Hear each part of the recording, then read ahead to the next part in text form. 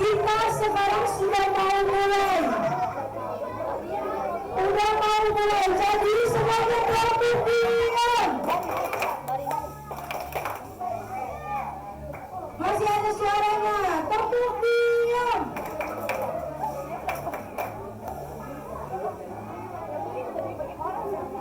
Oke. Semuanya dengar sini. Kita akan mulai mendengarkan cerita dari setiap kelompok-kelompok yang ada. Jadi bagi semua kelompok ini yang ada di sini, memperhatikan dan lihat cerita dari kelompok teman-teman kita, oke? Semuanya diam, jangan ada yang ngomong. Oke, Tante Elia, tepuk diam.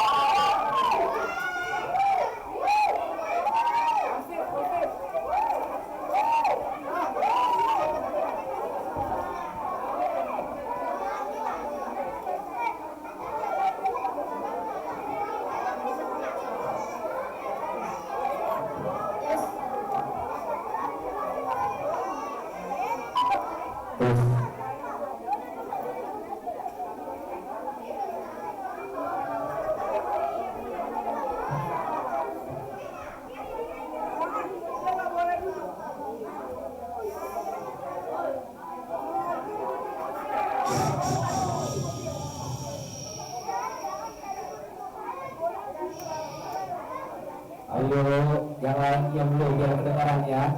Yo, masih suaranya. Yo. Di tengah dunia yang penuh dosa dan kejahatan, hidup seorang pria bernama Nuh.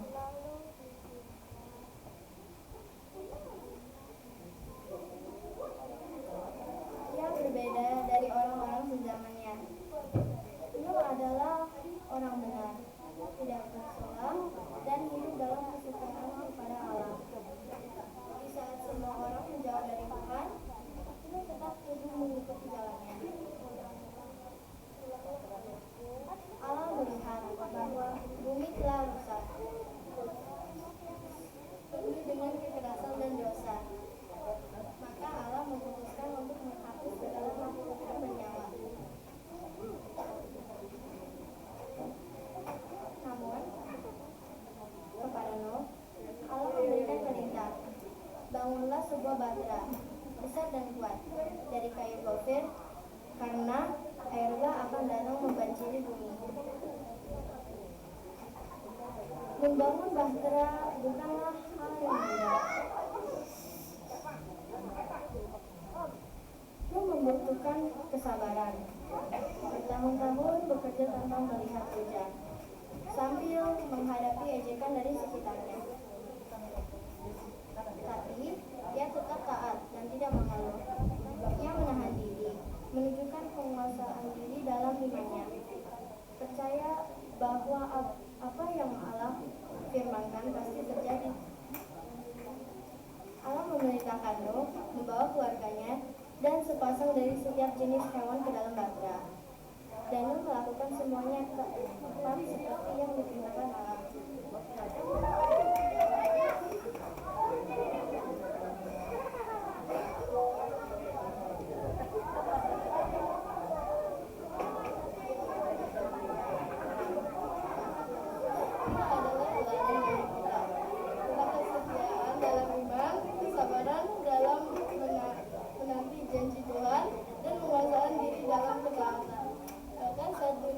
Tuhannya tak lagi percaya.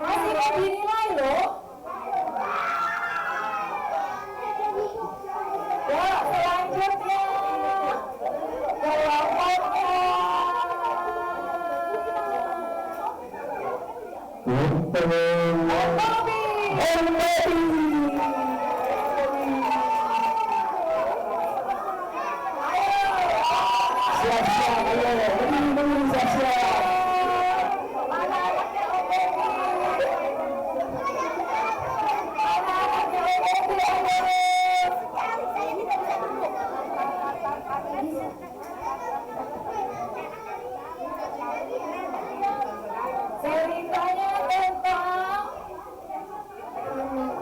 Stefanus di Raja Batu.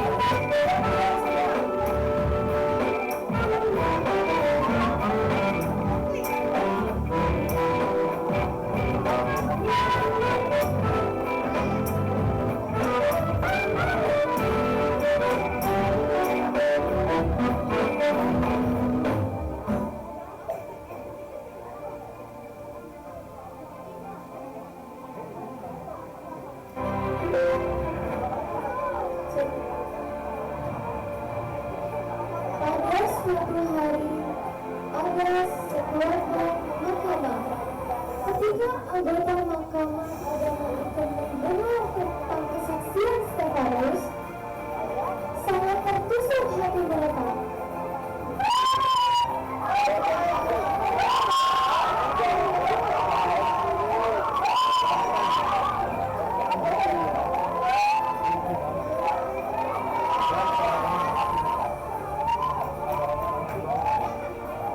Maka mereka menuntut Stefanus dengan bertangan gigih.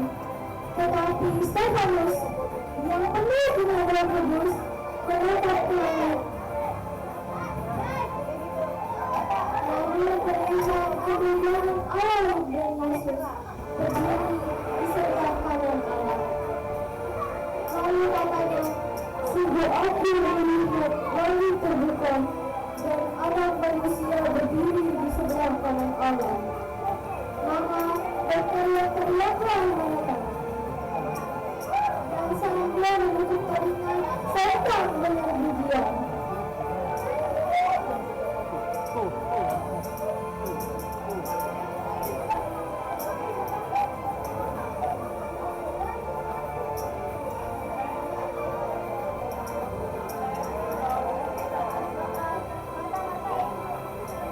Mereka menyeret dia keluar kota, lalu melemparinya.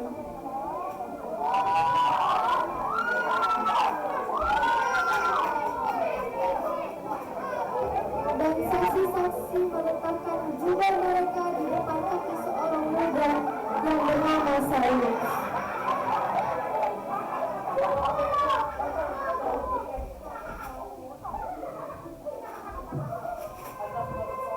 Sedang mereka melempari Yesus, Paulus berdoa, katanya, "Ya Tuhan Yesus, terimalah rohku."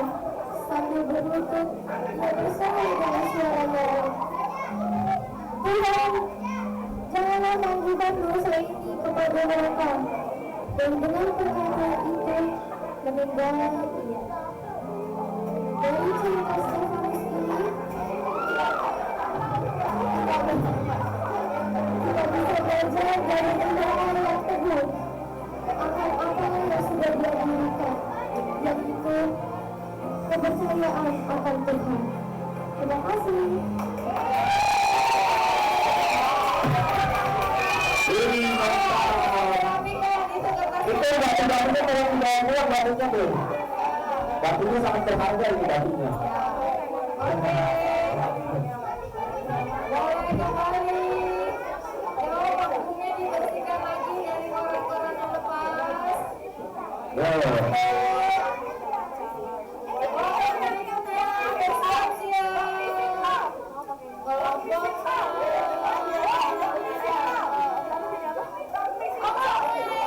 Iya.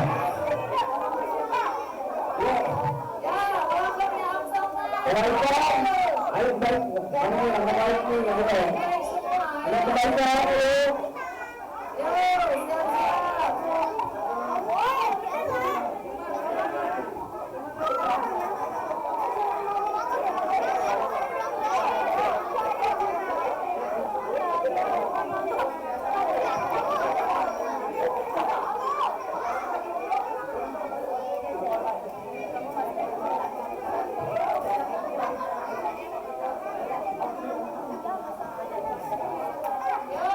Teman-teman, perhatikan dulu.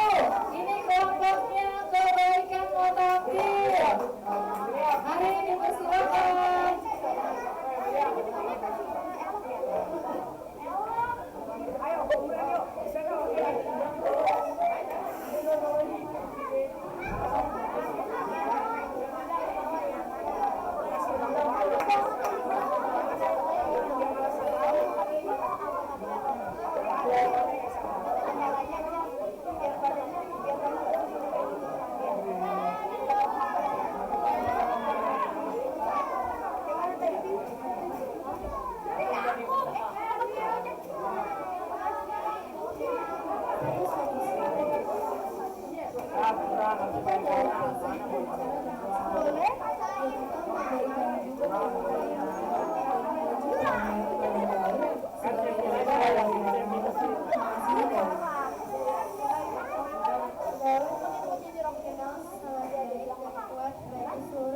Dan para pejabat mengharapkan Daud menang dalam semua perangan yang sudah diperintahkan Saul.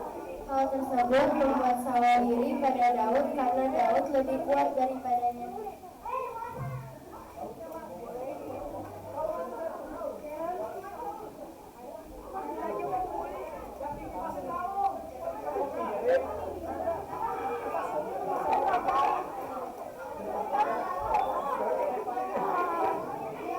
Pada suatu hari setelah Daud mengalahkan orang Filistin itu, muncullah perempuan-perempuan Israel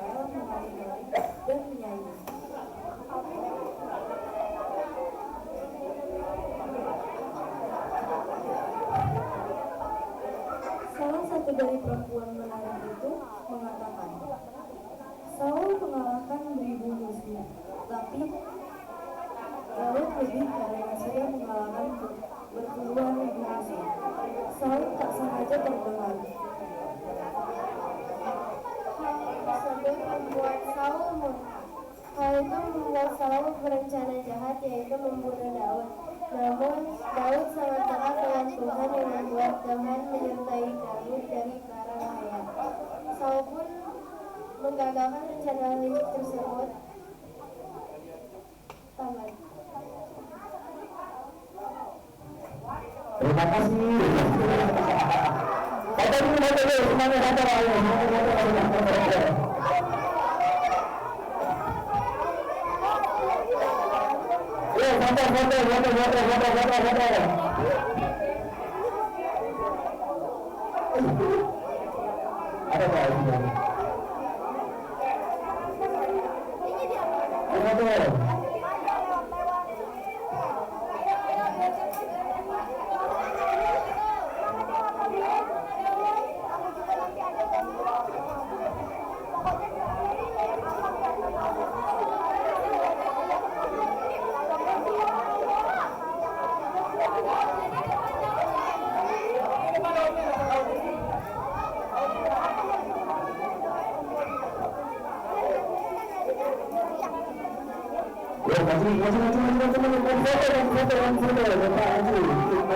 apa ini? Satu, dua, tiga. Silakan. Selamat dorong. Terima kasih atas ceritanya.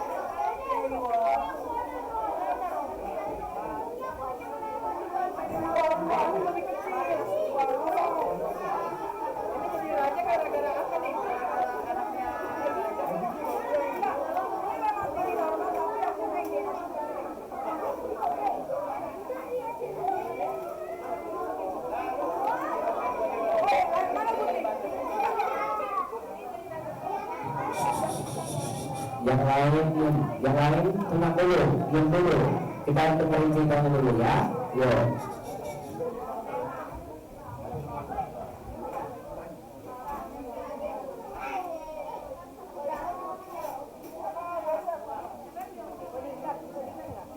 Keluaran 14 ayat 15 menceritakan tentang kekuasaan Tuhan kepada Musa dan bangsa Israel. Awalnya, orang Israel berseru sehingga berfirmanlah Tuhan kepada Musa, "Mengapakah engkau berseru-seru demikian kepadaku? Katakanlah kepada orang Israel supaya mereka berangkat. Dan engkau angkatlah tongkatmu dan ulurkanlah tanganmu ke atas laut dan belahlah airnya, sehingga orang Israel dapat berjalan di tengah laut yang kering. Tetapi sungguh, aku akan mengeraskan hati orang Mesir sehingga mereka menyusul orang Israel dengan Firaun dan seluruh pasukannya. Aku akan menyatakan kemuliaanku."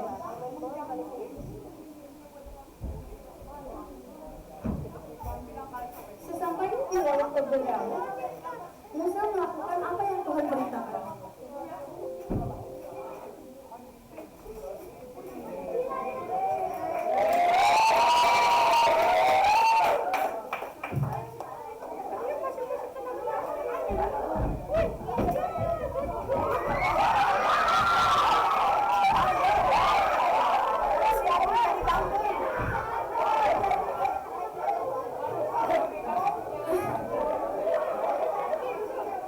Demikianlah pada hari itu Tuhan menyelamatkan orang Israel dari tangan orang Mesir, dan orang Israel melihat orang Mesir mati terhantar di pantai laut. Ketika dilihat oleh orang Israel betapa besarnya perbuatan yang dilakukan Tuhan terhadap orang Mesir, maka takutlah bangsa itu kepada Tuhan dan mereka percaya kepada Tuhan dan kepada Musa hambanya. Thank you.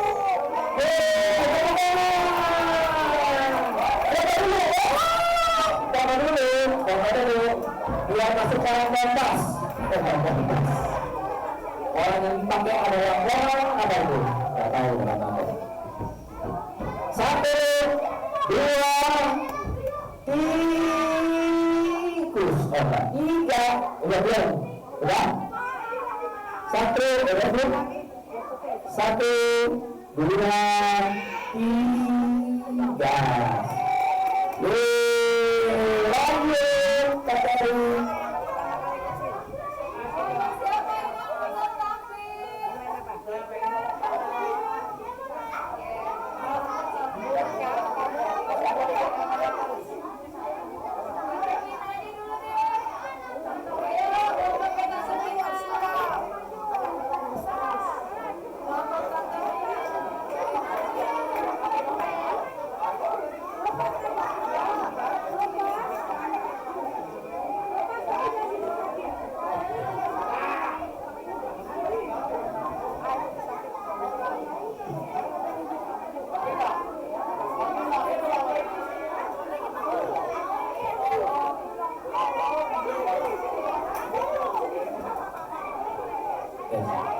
Mika satu lagi untuk mana ya? Mika satu lagi mana ya tadi ya? Miknya, mana miknya?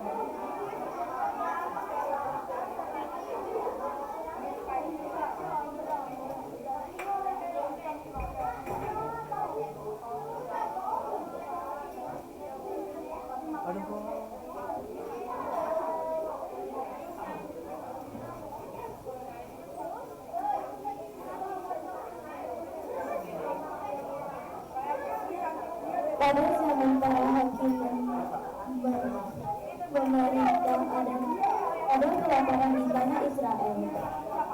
Lalu pergilah seorang dari bagian Yehuda beserta istri dan kedua anak laki-lakinya ke daerah Moab untuk menetap di sana sebagai orang asing.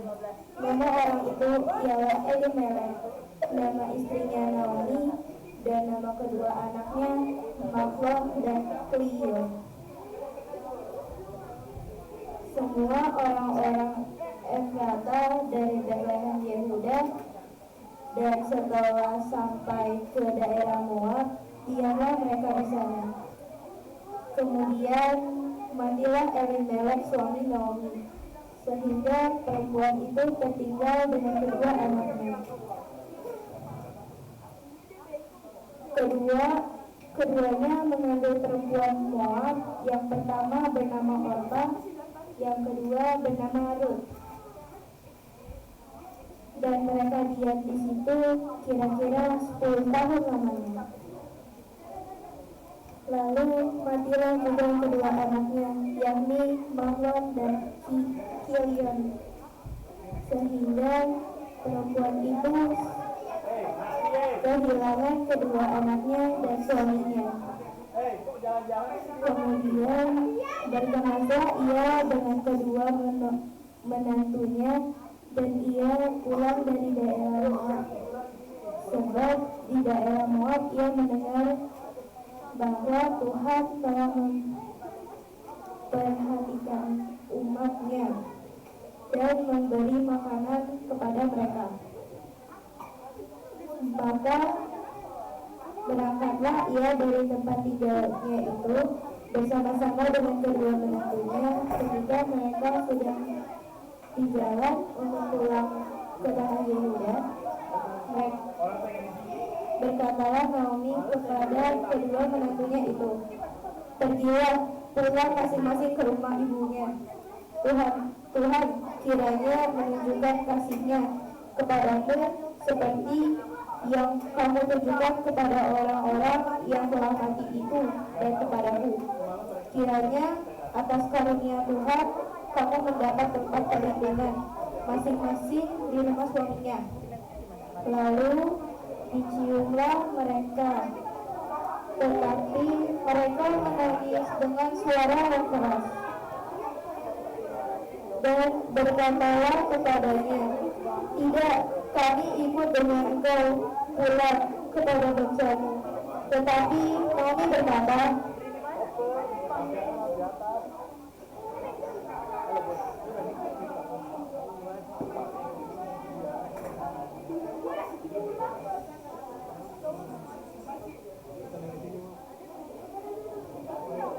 pulanglah anak-anakku, pergilah sebab sudah terlanjur tua aku untuk bersuami. Seandainya pikirku adalah harapan bagiku, dan sekalipun malam ini aku bersuami, bahkan sekalipun aku masih melahirkan anak laki-laki, masakah kamu menanti sampai mereka dewasa? Masakan karena itu kamu harus menahan diri dan tidak bersuami. Janganlah kiranya dengan demikian, anak-anakku, bukankah jauh lebih baik yang aku alami daripada kamu, sebab tangan Tuhan teracung terhadap aku. Menangis pula mereka dengan suara keras. Lalu Orpa mencium mertuanya itu minta diri, tetapi terus tetap terpaut padanya. Berkatalah Naomi, telah pulang iparmu kepada bangsanya dan kepada para alamnya. Pulanglah mengikuti iparmu itu. Tetapi kata Rut,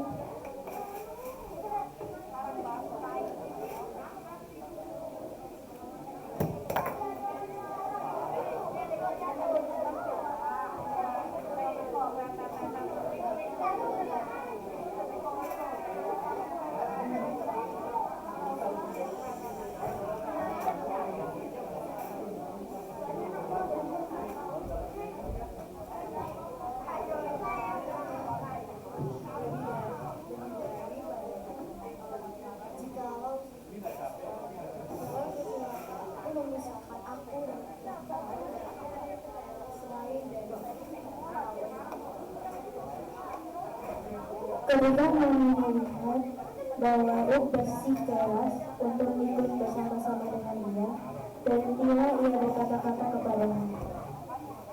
Demikian Naomi pulang bersama-sama dengan Rut, perempuan Moab itu, menantunya yang turut pulang dari daerah Moab, dan sampailah mereka ke Betlehem pada permulaan musim menuai Julai.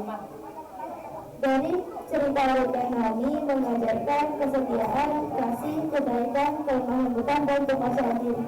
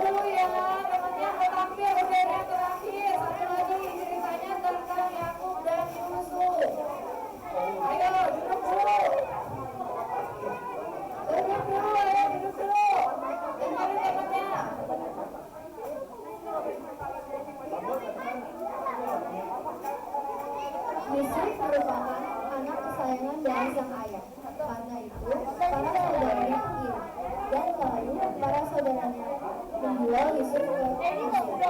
Inilah cerita Yusuf setelah Yusuf menjadi orang yang kedua di Mesir setelah rentangan yang dihadapi. Yusuf berkata,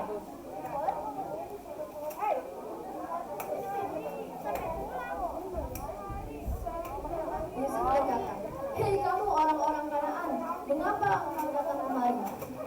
Lalu saudaranya pun menjawab, "Maaf, hamba-mu ini hanya membeli makanan." Yusuf berkata, "Apakah benar kalian datang ke sini hanya untuk membeli makanan dan bukan mata-mata?" 10 saudaranya pun kembali menjawab, "Tidak, itu tidak benar, tuanku. Kami hamba-mu ini 12 orang bersaudara. Yang satu ada bersama ayah kami, yang satu lagi sudah tidak." Lalu Yusuf menyuruh mereka membawa adik mereka yang bungsu, dan Yusuf mengurung salah satu dari mereka, yaitu Simeon.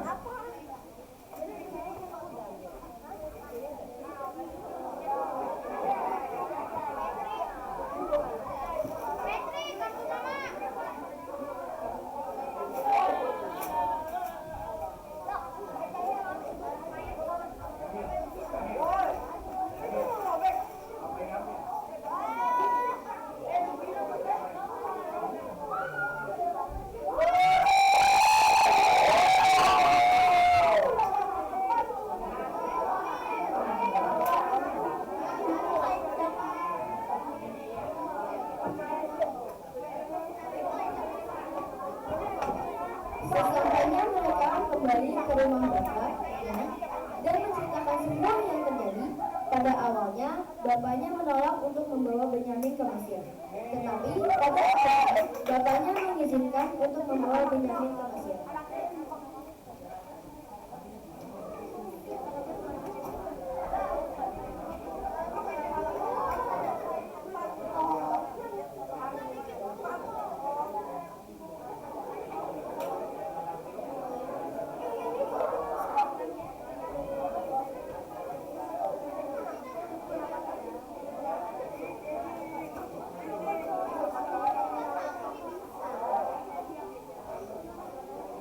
Sesampainya mereka di Mesir, mereka diajak makan oleh Yusuf.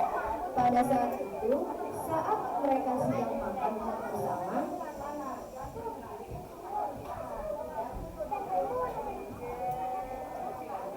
Yusuf memberitahu bahwa ialah Yusuf yang mereka jual. Mereka semua terharu, lalu kembali ke tanah Kanaan dan menceritakan tentang Yusuf ke ayahnya.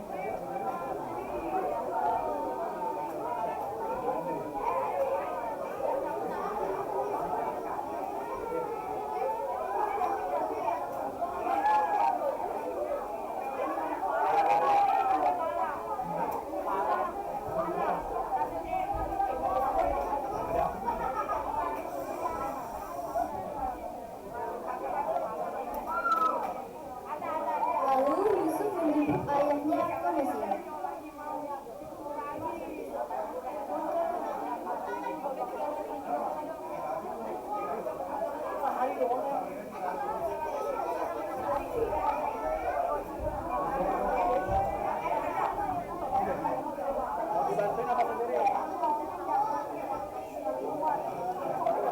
Lalu setelah itu, Yusuf menjemput ayahnya ke Mesir.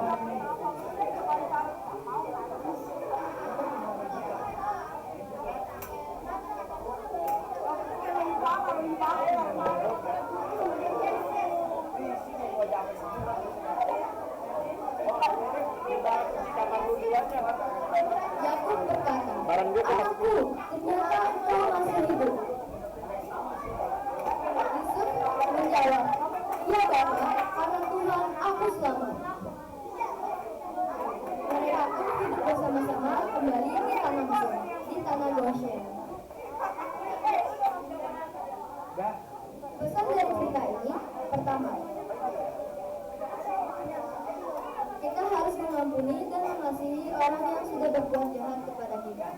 Yang kedua, kita harus belajar sabar sama seperti ini. Ya, terima kasih.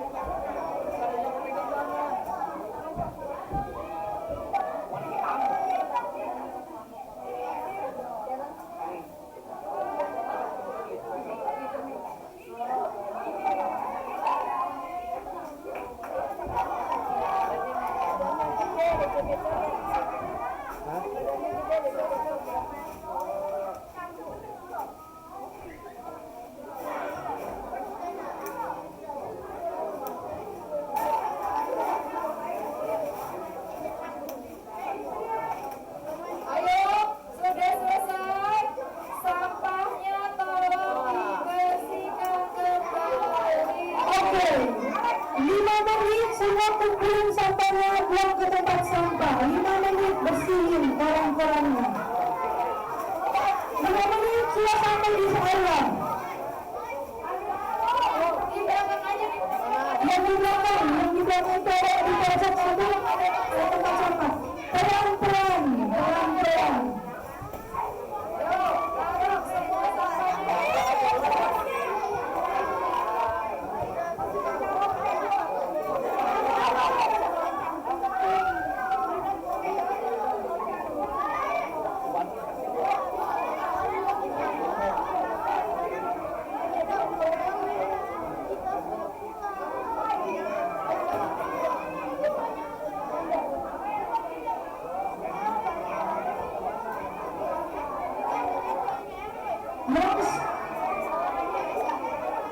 Yang sudah, ini baru saya lihat masih ada koran yang di belakang siaran.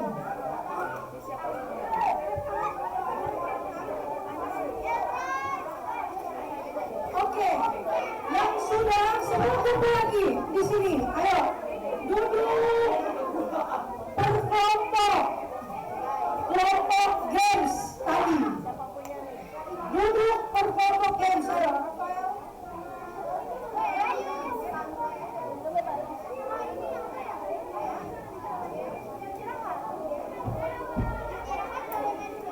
Dalam hitungan yang ketiga semua sudah duduk berkelompok. 1, 2, 3. Masih ada yang berdiri.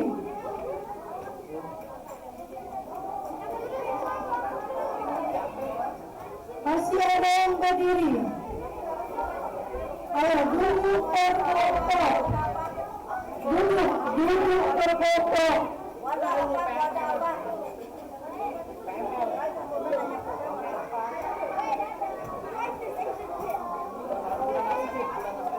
Tepuk tangan.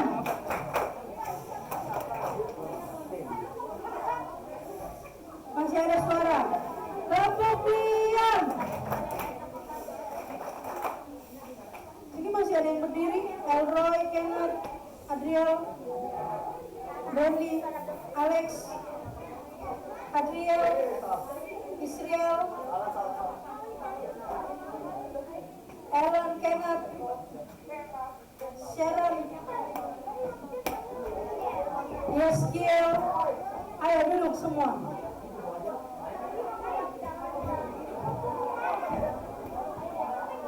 Tepuk tangan. Gimana, seru nggak kreativitasnya? Nah, sekarang jam 3.30. Kalian istirahat sekalian mandi. Jam 4.30 langsung ke tempat makan.